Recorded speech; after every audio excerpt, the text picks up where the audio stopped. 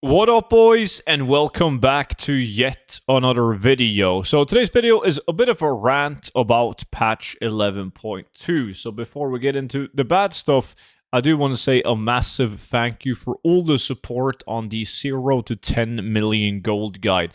This is a digital gold guide that you can easily open up on your computer, and it features all the best tactics and methods that I'm personally using in order to obtain hundreds of millions of gold in WoW. The best part about it is the fact that you only get it once, and then it comes with a lifetime of free updates. So whenever there's new patches, new expansions, I update the gold guide with the new best methods, and then I send it directly to your mail completely for free. So you can find that link down below in the description, and by using the discount code STUDENT, you get it for 50% off, and that also counts for the Mist of Pandaria gold guide. So if you happen to play MoP Classic, definitely make sure to check that one out as well. Now, this video was inspired truly by the lack of gold farming content in the latest patch. This is not something that's new. We saw it throughout the entire Dragonflight, and so far the entire War Within as well.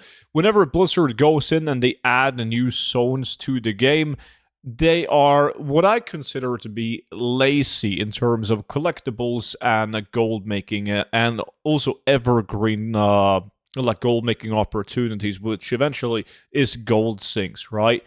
Because when they released the Undermine, it didn't have any new materials to farm. The only thing people are doing in Undermine to make gold is the mounts, right? Just camping an army of alts every single day. And then we would get like Karesh, and again, like it's a complete joke. There must have been somebody at Blizzard HQ be like, wait, maybe we should add new herbalism nodes and veins. And someone's like, that's a great idea. Let's do that. But instead of actually having the materials be useful, let the players be able to use those materials to trade it into the previous materials. So we technically don't really have anything new. I mean, it's just new designed veins and flowers, but the only thing you can use it for is to purchase the materials that we already had in the War Within, which is absolutely insane. I mean, look at Nasyatar, right? When Nasyatar came out, we did get new flowers, new veins. You could farm also in Seraph Mortis with new cloth, new skinning materials, new ore, also new flowers, legendary material on top of that, and everything was just so much better. Everything was tradable, so it could be evergreen content. Like you could go back to those zones like a couple of years later down the line, and you could farm these items, see the old content, and then sell it to people in the auctions because there's still a demand for it, right? While now, and this lazy approach, it really gets to me because I'm always sniffing that copium, thinking that things will get better. We will eventually get back to like the state of BFA, where we had BOE mounts dropping off humanoids in the different zones. We had World drop epic items. Shadowlands had epic items as well, even had epic cosmetic items that were tradable.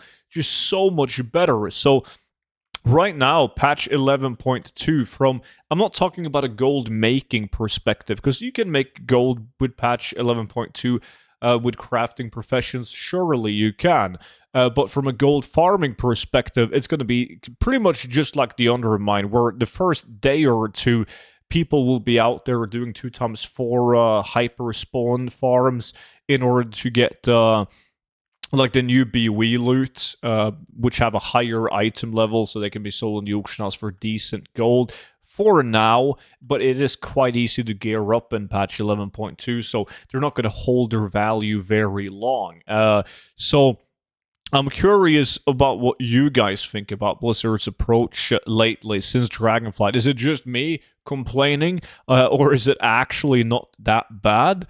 And I do realize that my perspective is going to be very different from a lot of people's perspective, because a lot of people might just do the storyline, work on their eco domes, and enjoy it, have a lot of fun with it. And I get that. I'm not talking about that. I'm not talking about the patch as a whole either. I'm just talking about the gold farming that we get with patches, the collectibles being tradable and all of that. It's just what's going to happen is that we're going to progress in the future expansions, and these zones are going to be pretty much empty. Might be a couple of achievement hunters going back, getting the achievements they didn't get back in the days. But if you look at BFA right now, there's so many people in those old BFA zones farming for, let's say, the mount, right? Also doing herbalism and mining. But you don't have that here in these zones. Well, we won't have that here. So that was pretty much it for today's rant. Now, hopefully you guys are enjoying patch 11.2. Nothing makes me happier.